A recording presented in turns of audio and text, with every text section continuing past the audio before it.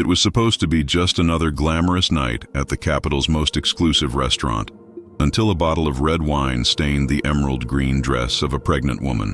What no one in that room could have imagined was that the humiliated wife was not merely the decorative figure everyone assumed. Before becoming the mining tycoon's lady, she had been a brilliant financial strategist. Stay until the end, because what happens after this public humiliation will leave you speechless. And tell me, have you ever witnessed an injustice that you wished you could correct?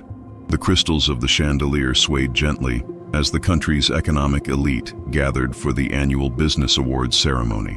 Champagne glasses, glittering jewels, expensive perfumes, and calculated smiles filled the room. It was the kind of place where fortunes were made with a handshake and reputations destroyed with a whisper. Amina Diallo Bassi, 39 years old and 8 months pregnant, walked with dignity through the hall. Her emerald green dress contrasted with her golden skin, and her walk, though heavy with advanced pregnancy, maintained the elegance that characterized her. Her eyes, however, revealed the weight of many swallowed silences. Victor Bassi, 50, the mining magnate, commanded attention in the center of the room. An impeccable suit, a charismatic smile, and an intimidating presence. The kind of man who built an empire with ruthless determination and destroyed lives with just as much ease. Their eyes met for a moment. Amina saw Isabella, the 27-year-old international model, clinging to her husband's arm like a trophy. The glass in Isabella's hand trembled slightly as she noticed the presence of her legitimate wife. The air in the restaurant suddenly grew heavy. "Did you really think he would choose you and this baby?" Isabella's words cut through the air like razors, while the red wine dripped down Amina's emerald green dress. No one saw Amina's tears that night, but everyone felt the weight of the silence when she left the restaurant. What society didn't know was that the baby in Amina's womb represented the only hope for the continuation of the Bassi Empire. The doctors had confirmed Victor could never father another heir.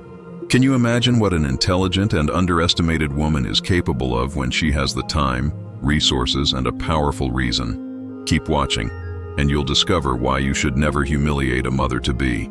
The Bassi family's country house was by the sea, far from the noise of the capital. It was there that Amina went after proposing a temporary separation to her husband, a request he accepted with unquestioning speed, relieved to be able to live openly with his mistress. Sitting on the porch of her house, Amina watched the ocean while stroking her belly. The salty wind brought back memories of her childhood in the coastal community of Bandia, where her maternal grandmother had taught her to weave. "Patience is a woman's strength, my daughter," the wise woman said as her nimble fingers intertwined the threads. "See how the threads intertwine? Seemingly fragile on their own. Together they form a fabric resistant to any storm." Before becoming Mrs. Bassi, Amina Diallo was considered one of the brightest minds of her generation in finance and corporate strategy. A brilliant career she abandoned upon marrying Victor Bassi, a man who had won her over with promises of partnership and a shared empire. Promises that lasted until she became pregnant, when she discovered that her role was merely to be a silent ornament in his life. "Madam?" Halima's voice, the housekeeper, interrupted her thoughts. "The doctor is on the phone." Amina answered, listening attentively to the confirmation. Victor Bassi would never be able to have children again. This was information her husband himself was unaware of, as he had refused to hear the full diagnosis. "Thank you, doctor," Amina replied, hanging up the phone while gazing at the horizon with a new sparkle in her eyes. A tropical storm battered the coast the night Victor Bassi's son was born, without the father even knowing. But while Amina endured the pains of childbirth with only Halima's help, something else was also being born within her, the determination of a woman who had nothing left to lose. What would you do if you had to start over from scratch at age 39? That's exactly what you're about to find out. Lightning illuminated the dark sky, and the wind howled against the windows of the country house. The roads were blocked, and the doctors wouldn't be able to arrive in time. "Breathe, my girl," Halima encouraged, wiping the sweat from Amina's brow. "The women of Bandia have given birth during storms for centuries. They say these babies are born with the power of the waters and the winds." Between contractions, Amina squeezed the seashells that had belonged to her grandmother, sacred objects in her culture, symbols of continuity and resistance. "He's coming," Amina whispered, feeling a new contraction.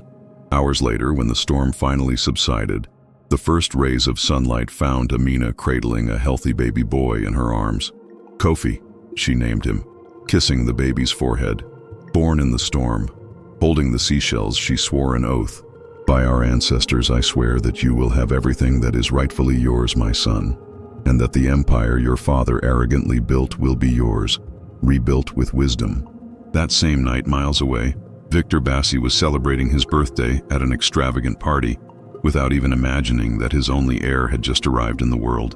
6 months can change everything. While Victor flaunted his new life with Isabella in the gossip columns, Amina rose from the ashes like a phoenix. But the business world wasn't prepared for what was about to happen. The discarded ex-wife was returning to the game, now representing the interests of the largest Asian investor group. If you've ever been underestimated, you're going to love what comes next. No one should underestimate an intelligent woman. A series of transformations took over Amina's life. Her body recovered from pregnancy through disciplined dedication to the traditional martial arts of her culture. Her once long hair gave way to an elegant and modern bob, and her mind, always sharp, reactivated connections and strategies that had lain dormant during her years of marriage. In the country house library, Amina spent hours studying documents, mine blueprints, financial reports, supplier contracts, all materials collected over the years as the observant wife whom nobody took seriously. "Mr. Chen is on the line, ma'am," Halima informed her, handing over the phone. "Mr. Chen, it's a pleasure to hear from you again," Amina replied, reverting to her maiden name. "Yes, the Pacific Investment Group is still interested in expanding into our country?"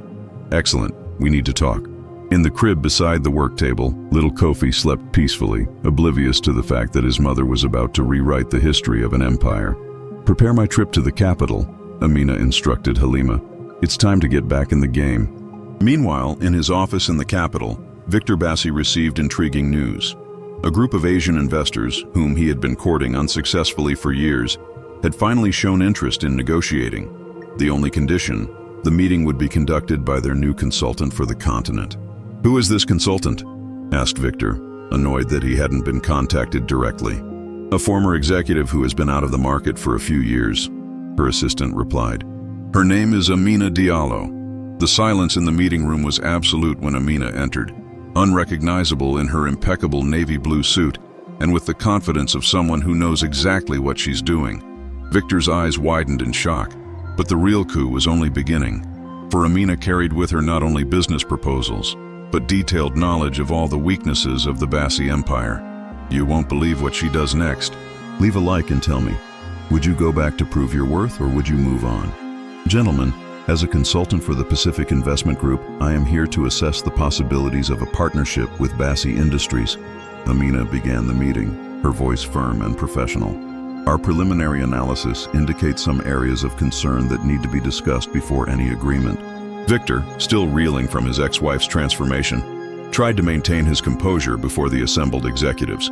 Isabella, seated beside him as the unofficial First Lady of the Empire, couldn't hide her discomfort. "Amina, what a surprise," Victor managed to say, forcing a smile. "I didn't know you were back in the market." "There are many things you don't know about me, Mr. Bassi," Amina replied, emphasizing the formality, "including the fact that I am aware of the questionable environmental practices at the southern mines and the structural problems at the main mine that your engineers have been hiding for months." The Asian investors exchanged worried glances, while Victor paled. How could she have known this? "Those are just unfounded rumors," Victor defended himself, his smile now completely gone. "These are documented facts," Amina countered, opening a folder and distributing detailed reports to those present. "And as a representative of the Pacific Investment Group, I cannot recommend a partnership until these issues are properly resolved." The meeting ended 2 hours later, with Victor promising to implement changes and provide new reports. As everyone left, he held Amina by the arm. "What do you think you're doing?" he hissed, furious. "Are you trying to ruin everything I've built?" "No, Victor," she replied calmly, letting go of the flame. "I'm making sure your son has a worthy empire to inherit one day." The first battle had been won, but the war was only beginning. Victor now saw Amina as a threat and mobilized his contacts to investigate her. But what he didn't know was that his every move was predicted on the chessboard that Amina had patiently woven. Like a skilled weaver, she intertwined unlikely allies in her web. Don't miss the next moment, when the betrayed mistress and the rejected wife finally find themselves alone. She's come back completely different, Victor complained, pacing back and forth in his luxurious office. Amina has always been intelligent, but this is deliberate. She wants to destroy me. Perhaps you should have thought about that before publicly humiliating her, Isabella replied, surprising herself with her audacity. Her honeymoon with Victor was ending sooner than she had expected. The international model who had dreamed of securing her financial safety was beginning to realize that her Prince Charming was more of a tyrant than a nobleman. Victor gave her an icy look. I'm trying to save what I've built. Our luxurious life depends on it, in case you've forgotten.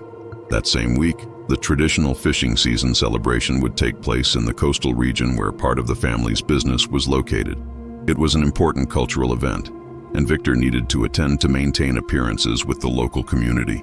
To his surprise, Amina was already there, not as his ex-wife, but as an official representative of international investors interested in sustainable mining practices in the region. During the ritual of offering to the sea, when women from the community threw white petals into the waters in gratitude for the abundance, Isabella found herself alone near the beach. It's beautiful, isn't it? Amina's soft voice startled her. In my culture, the sea not only provides, but also judges. Isabella swallowed hard, feeling suddenly vulnerable. I only came to accompany Victor. I didn't intend to offend anyone with my presence. You're not the first, nor will you be the last, Amina replied, surprising Isabella. Then she handed her a small necklace of rare shells. In Bandia's traditions, this is offered to those who need protection. I believe you might need it soon. Isabella looked at the necklace, confused. Why would you help me? I ruined your wedding. Amina smiled enigmatically. Victor ruined my marriage, and he's about to ruin your life too. When you realize that, come find me. Victor's distrust turned into paranoia when he began losing important contracts. His once unshakable empire was showing its first cracks. In his desperation, he made a fatal mistake. He proposed a secret alliance to a rival to sabotage the group of investors that Amina represented. But no conspiracy remains hidden when you're facing a woman who has learned to weave the threads of destiny. Shareholders are uneasy, Victor's personal assistant said, handing him a stack of reports. The stock fell 12% after that report on working conditions in the western mines came out. Victor Bassi hurled the papers against the wall. His usual composure crumbled with each blow. How are these reports leaked? Who is sabotaging me? The office door opened and Isabella entered, bringing yet another disturbing piece of news. Victor, I just found out that the land you wanted to buy for the expansion of the main mine, Amina bought it this morning. Impossible! She wouldn't have the resources, Victor exclaimed. Apparently the Pacific Investment Group bought it on her behalf, Isabella replied, watching his reaction intently. The mining magnate slammed his fist on the table. She's using the knowledge she acquired during our marriage against me.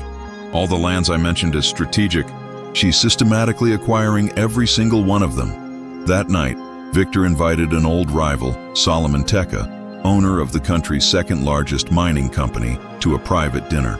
I never thought the great Victor Bassi would ask me for help. Solomon smiled, savoring the moment. Times have changed. I don't need your help, Victor retorted, his pride still intact. I'm proposing a temporary alliance. We need to unite against these foreign investors. They represent a threat to the entire sector. You mean against his ex-wife? Solomon corrected. Everyone knows she's behind all this. Victor swallowed hard. She's just the face. The power lies with the foreign money. In any case, Solomon continued, what exactly are you proposing? Compromising information about the Pacific Group's practices in other countries, Victor replied. Things that would make our government rethink any partnership with them. What Victor didn't know was that his conversation was being recorded, and that the following morning the recording would be in Amina's hands.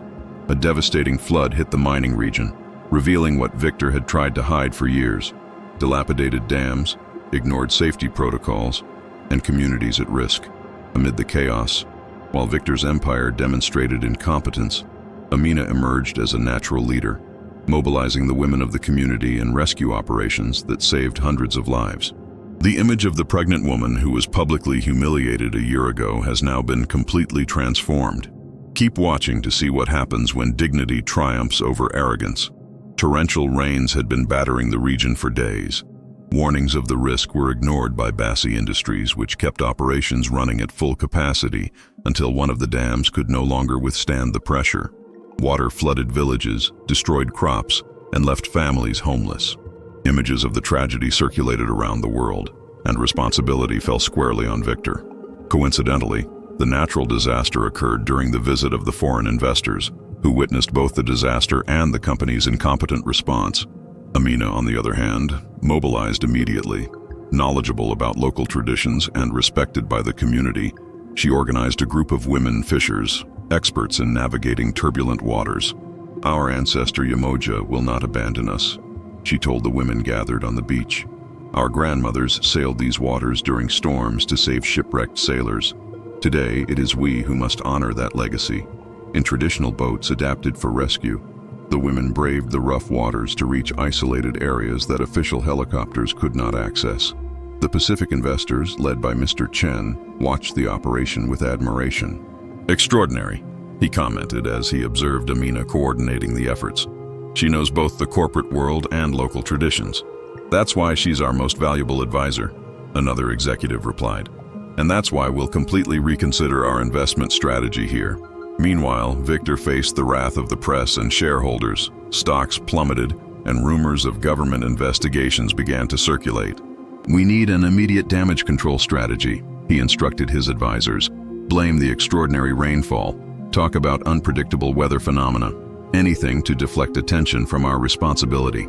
What he didn't know was that Amina had retrieved years of internal reports proving that management was aware of the risks and had chosen to ignore them in order to maximize profits. Victor's public image crumbled while Amina gained respect not only as a brilliant executive, but as a leader who truly cared about the community. But the most surprising blow was yet to come. Isabella, the mistress for whom he had sacrificed his marriage, was now also abandoning him to ally herself with Amina. You won't believe the reason that led these two women, formerly enemies, to form the most unlikely alliance. The male empire was about to meet female power. Amina's office in the capital had become a hub of operations for the reconstruction of the flood-stricken region. Maps, plans, and reports covered the walls, while a diverse team of professionals worked tirelessly. An assistant entered, looking nervous. "Mrs. Diallo, there's someone here who insists on seeing you. They say it's urgent." When the door opened, Amina showed no surprise at seeing Isabella standing there, looking like a shadow of the confident woman she used to be. "You were right," Isabella said without preamble. "He discarded me just like he did you." Amina indicated a chair. "Sit down. Tell me what happened." Isabella swallowed hard, unconsciously touching the seashell necklace Amina had given her months before. "Victor is neck-deep in falsifying safety reports. When I suggested he take responsibility for the disaster, he laughed, said there are always pawns to take the blame, and then he introduced me to his new assistant." Her voice faltered. "She's 22 years old. He follows the same pattern," Amina commented calmly. "He uses people and discards them when they no longer serve his purposes. He's going to get away with it again, isn't he?" Isabella asked, her eyes reflecting a mixture of anger and despair. Amina smiled slightly. "Not this time, but I need your help." "My help? Why would you trust me after all this?" "Because we were both deceived by the same man, and because, unlike him, I believe in the power of redemption." Amina opened a drawer and took out a document. "These are the files that prove Bassi Industries' systematic negligence regarding safety. I need an internal witness to confirm that Victor was aware of all this." Isabella looked at the documents, then at the seashell necklace around her neck. "Why did you give me this necklace that day at the beach? Did you already know this would happen?" "In my culture, these shells symbolize protection, but they also represent choices. Each shell is a path. I simply believed that, when the time came, you would choose the right path." The annual shareholders' meeting of Bassi Industries became the stage for the biggest corporate upheaval the country had ever seen. Victor Bassi, confident in his ability to manipulate the situation, would face judgment not in courts, but at the hands of the very business partners he had deceived for years. And little Kofi, now almost 2 years old, would be there to witness the moment when his father's legacy would be redefined. The convention center was buzzing with shareholders, executives, press, and curious onlookers. The crisis following the flood and rumors of irregularities had transformed the annual meeting into an event of national interest. Victor Bassi, impeccably dressed but with visible dark circles under his eyes, greeted those present with his usual charm, trying to exude confidence. His new companion, a 22-year-old woman, smiled shyly beside him. "Ladies and gentlemen," he began, taking the stage for his opening address. "We have navigated challenging times, but Bassi Industries remains strong and resilient. Yes, we faced an unforeseen natural disaster, but our response demonstrates our commitment to the community and to excellence." While Victor was speaking, Amina discreetly entered the auditorium, carrying little Kofi in her arms. Isabella and Victor's personal assistant walked beside her, the latter carrying a briefcase of documents. "The numbers we are presenting today show that, despite the challenges, our company remains a safe and profitable investment," Victor continued. "And our plans for next year include—" He was interrupted when he saw Amina sitting in the front row with the child, his son, whom he barely knew and rarely mentioned. "As I was saying," he resumed, visibly disturbed, "our plans for the future—" "Mr. Bassi," Amina's firm voice echoed through the auditorium. "Before proceeding with these plans, I believe the shareholders would like to know about some decisions you've made in the past, decisions that continue to affect the present and future of this company." A murmur ran through the auditorium. Victor clenched his fists. "This is neither the time nor the place, Amina," he replied, trying to maintain his composure. "On the contrary," she retorted, standing up, "this is precisely where important decisions about the future of Bassi Industries should be made, with transparency and accountability." The chairman of the board of shareholders, intrigued, interjected, "Ms. Diallo, if you have something relevant to share, the board is willing to listen to you." Amina smiled, handing Kofi to Halima, who was with her. "I have a lot to share, gentlemen, including the fact that over the last 18 months, I have strategically acquired enough shares in this company to have the right to voice and vote at this meeting." "Impossible," Victor's voice echoed through the auditorium. "You wouldn't have the necessary resources." The mining magnate's face paled as the projection on the screen showed the numbers.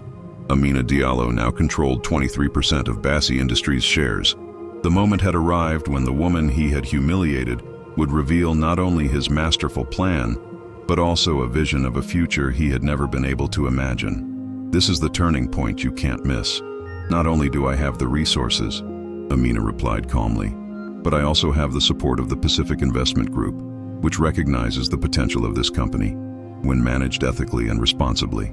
The shareholders murmured amongst themselves, some frantically checking their tablets to confirm the information. The chairman of the board seemed stunned. "Gentlemen," Amina continued, addressing the board, "I did not come here to destroy what Victor Bassi built. I came to transform it, to ensure that the legacy of Bassi Industries is one of shared prosperity, not exploitation, of sustainable innovation, not environmental negligence." She made a gesture, and her assistant distributed folders to the board members. "In these folders you will find the restructuring plan I propose. It includes investments in safer and more sustainable technologies for our mines, profit sharing for workers, and a development program for the communities where we operate." Victor, recovering from the initial shock, tried to regain control. "This is absurd. She's using privileged information obtained during our marriage. This is unethical and possibly illegal." That's when Isabella stood up. "Mr. Bassi, as your former executive assistant and personal confidant, I can confirm that Ms. Diallo is presenting a completely original plan, based on contemporary research and analysis, not on information from the past." Victor looked at Isabella in disbelief. "You too?" "Yes," she replied firmly, "and I'm not the only one." She gestured to Victor's personal assistant, who was now standing beside Amina. The assistant, after decades working in Victor's shadow without recognition, stepped forward. "As the unofficial CFO of Bassi Industries for 20 years, I can confirm not only the viability of Mrs. Diallo's plan, but also the precariousness of the company's current financial structure, the result of years of decisions focused exclusively on short-term profit." The chairman, visibly impressed, turned to Victor. "Is that true, Bassi? Is our financial situation compromised?" Before Victor could respond, the screen changed to show graphs and projections. Amina took the floor again. "As you can see, if we continue on our current path, Bassi Industries will face a liquidity crisis in approximately 8 months. My plan not only avoids this collapse, but also projects sustainable growth over the next 5 years." The numbers didn't lie. The shareholders, initially skeptical, now seemed genuinely interested. The board vote was unanimous. Amina Diallo would assume the presidency of Bassi Industries, with the mandate to implement its restructuring plan. For Victor, the defeat could not have been more complete. The empire he had arrogantly built was now slipping from his grasp, not through impulsive revenge, but through a meticulously executed strategy orchestrated by someone who knew his every weakness. But what no one expected was the offer Amina would make to Victor after his victory, a proposal that would reveal the true difference between power and leadership. With the new administrative structure approved, concluded the chairman of the board, I declare this meeting closed. Ms. Diallo, or should I say, President Diallo, the company is in your hands. Applause echoed through the auditorium as Victor remained motionless, his face a mask of fury and disbelief. As the crowd began to disperse, he walked over to Amina, who was now holding Kofi in her arms. You planned this from the beginning, he accused, his voice low and trembling. From that night at the restaurant. No, Victor, she replied calmly. I was simply reacting to the situation you created. Every step I took was in response to your own choices. He looked at the child in her arms, his son, his heir, whom he barely knew. And now? Are you going to completely distance me from my own son? From the company I built? Amina surprised everyone who was still watching the scene. On the contrary, I want to offer you a position on the new board. Victor blinked, confused. What? Why? Because despite everything, you built something valuable. Your knowledge of the industry is undeniable. And because Kofi deserves to know his father, the man you can be, not the man you were. Do you really expect me to work under your command? After all this? I expect nothing, Victor. I'm offering you a choice, something you've rarely offered others. Amina adjusted Kofi in her arms. You can cling to wounded pride and lose everything, or you can learn to collaborate and preserve part of the legacy you've built. The decision is yours. Victor looked at his son, who was watching him with curious eyes identical to his own. Something inside him seemed to give way, a first crack in the armor of arrogance he had worn all his life. I need to think, he murmured, turning to leave. You have 1 week, Amina replied. Next Monday we'll start implementing the changes, with or without you. As Victor walked away, Mr. Chen from the Pacific Investment Group approached Amina. Impressive strategy, Ms. Diallo, but why offer him a position after all? Amina smiled, kissing Kofi's forehead. Because true victory lies not in destroying the adversary, Mr. Chen, but in transforming him into an ally. And because my son deserves to see that justice does not seek revenge, it seeks balance. The transformation of Bassi Industries went beyond the corporate world. The mines, once known for predatory practices, became a model of sustainable operation. Even more surprising was the gradual transformation of Victor Bassi, the arrogant tycoon who slowly rediscovered values he had forgotten. Amina's journey wasn't just about regaining power, but about redefining its meaning, and the most valuable lesson was yet to be learned. 3 months after the historic assembly, the first mine under the new administration reopened its doors. Unlike in the past, the ceremony did not take place in a luxury hotel in the capital, but in the community itself, with the participation of local leaders and workers. Amina, dressed in traditional Bandia attire instead of a business suit, addressed the assembled crowd. This mine is not just a business. It's part of an ecosystem that includes the land, the waters, the community, and future generations. Our commitment is to shared prosperity. To the surprise of many, Victor was present, not on stage, but among the executives, observing attentively. In the weeks following the assembly, he had accepted Amina's offer, taking on an advisory role on the new board. The transition hadn't been easy. There was resistance, heated arguments, moments when the old Victor seemed to resurface with full force. But gradually, something was changing. Impressive speech, he commented, approaching Amina after the ceremony. They really believe in you. They believe in what we're building together, she corrected. I saw your proposal for the water filtration technology. It's innovative. Victor nodded, a brief smile of pride crossing his face. I always wanted to implement it, but the costs, well, in the old structure, it would be impossible to justify to the shareholders.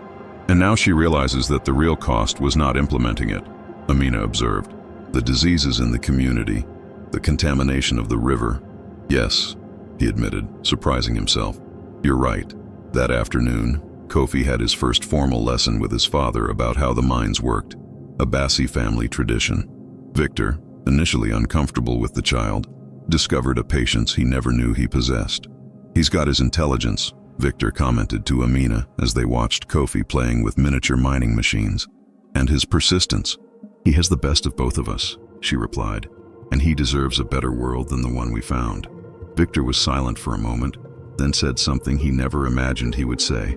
"Thank you, Amina. Not for the position, not for the opportunity, but for not depriving me of meeting my son. I wouldn't have been so generous if the situation were reversed." "It's not generosity," she replied. "It's wisdom. Kofi needs a father, not a myth or an enemy." That conversation marked a turning point. In the following months, their initially tense collaboration transformed into a surprisingly productive partnership. Victor brought decades of experience in the sector. Amina, an innovative vision of sustainability and social responsibility. Together, they were building something bigger than either of them could have done alone. A year had passed since the assembly that had changed everything. The traditional celebration of the fishing season brought the coastal community together again, but this time in a very different atmosphere. At the edge of the beach, Amina taught Kofi, now almost 3 years old, to throw petals into the sea in gratitude for the abundance. Beside her, a stream of women, young and old, rich and poor, once rivals and now allies, joined in the ancestral ritual. And Victor, transformed by the journey he never expected to take, finally understood the meaning of the true legacy he would leave behind. This is the final message of this story, which will make you reflect on power and dignity. The sunset tinged the ocean with golden and reddish hues, creating a scene of serene beauty. The entire community had gathered for the celebration, which now included not only local fishermen but also mine workers and company executives. "Daddy, look!" exclaimed Kofi, as his little hands scattered white petals onto the gentle waves. "They float like little boats." Victor, kneeling beside his son, smiled with genuine delight. "Yes, they are like small boats carrying our gratitude to the ocean." Amina watched the scene with a mixture of surprise and satisfaction. Victor's transformation hadn't been sudden or dramatic. It had been gradual, often reluctant, sometimes with relapses, but it was real. Isabella, who had decided to stay in the region and now ran a training program for young women, approached Amina. "Who would have thought, huh? Look at him now." Amina smiled. "Every human being has the capacity for transformation. Some just need a bigger incentive than others." Victor's personal assistant, now the official CFO of Bassi Industries, joined them. The reports from the last quarter confirm the sustainable model not only turned the company around but made it more profitable than before. Investors are impressed. "It's not just about profits," Amina replied. "Look around." The beach was full of life and joy. Children from the community played with mine workers and their families. Women fishers taught traditional navigation techniques to young executives. The newly built cultural center displayed local crafts and organized traditional weaving workshops. As the sun began to set, the community formed a large circle for the festival's closing dance. Victor, hesitant, stood apart until Kofi pulled him by the hand. "Come on, Dad. Grandma Halima said everyone needs to dance." To everyone's surprise, including himself, Victor joined the circle, initially awkward, but soon surrendering to the contagious rhythm. Seeing Amina on the other side of the circle, their eyes met, not as ex-husband and ex-wife, not as business rivals, but as partners on an unexpected journey. Later, when the stars already dotted the sky, Victor found Amina alone on the balcony of the house by the sea. "This place has always meant a lot to you," he observed. "Now I understand why. Here I learned the value of patience, community, and balance," she replied. "Lessons that took me far too long to truly apply to my life." Victor gazed at the night ocean. "You know what surprises me most? It's not just that you managed to take over my company.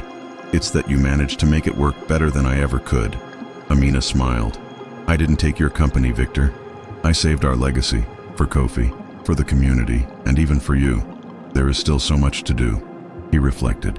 "So many mistakes to correct." "There always will be," she agreed. "But now we know that true power lies not in controlling others, but in uplifting everyone.